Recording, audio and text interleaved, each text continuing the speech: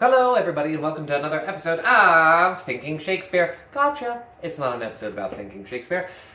We're departing from Thinking Shakespeare just for a minute to go over an idea that is going to be integral to our ongoing work with this book. So, language color. The color of language. I've been pretty hesitant to make this video because I wasn't sure how I was going to do it justice. But we're going to take a stab at it because we really can't go any further without doing it. So what do I mean by language color? I'm talking about the emotional and sentimental overtone that we lay on top of the dictionary definition of words.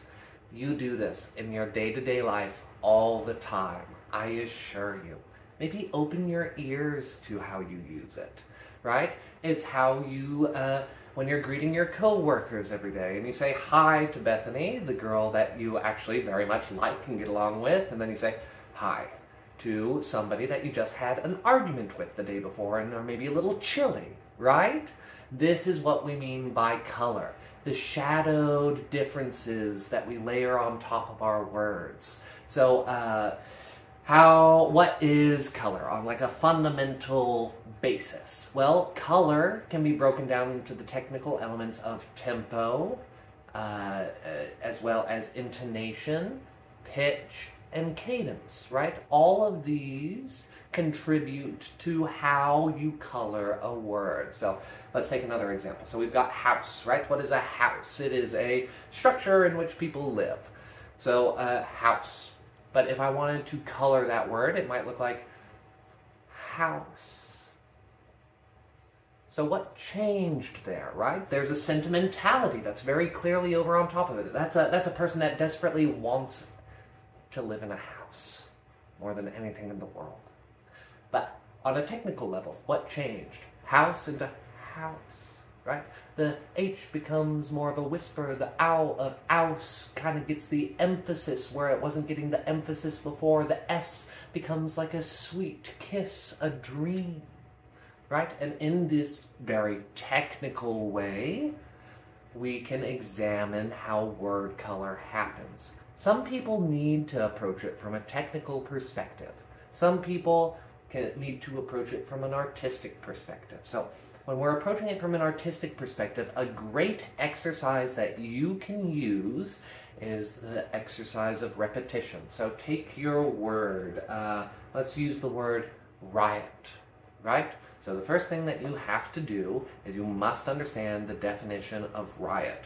You need to be using your Shakespearean dictionary to look up these definitions because, as previously covered, language has changed in the last 450 years quite a lot.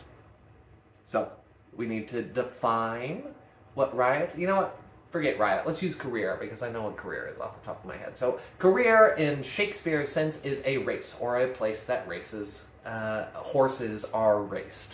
So, career. Now, if I were to start coloring that word, I might ask myself a question. What would a career sound like, right? What would it sound like to be on that racetrack? It might sound like career. What does the environment feel like? The energy of the crowd? Career. What is the connotation in which I'm using it? It's a race to the finish line. The career. If it was a chocolate bar, what kind of chocolate bar would it be? Career. If it was a piece of furniture, what kind of furniture would it be? Career. And in this way, by asking these questions, some very concrete and some very effuse, we begin to fill out the edges of the word. We start thinking about the word in a way that we haven't thought about the word before. And in this way, we discover new elements about it. And then we take this color and we become conscious of it.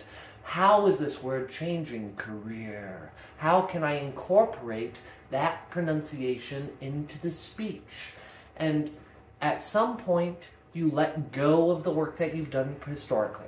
You know what kind of candy bar the word career is. You don't need to think about it when you're on stage anymore, and that work is still going to be foundationally in place, and you can leap up on top of it, right? We do all this background work, so we don't have to think about it at all when we're on stage.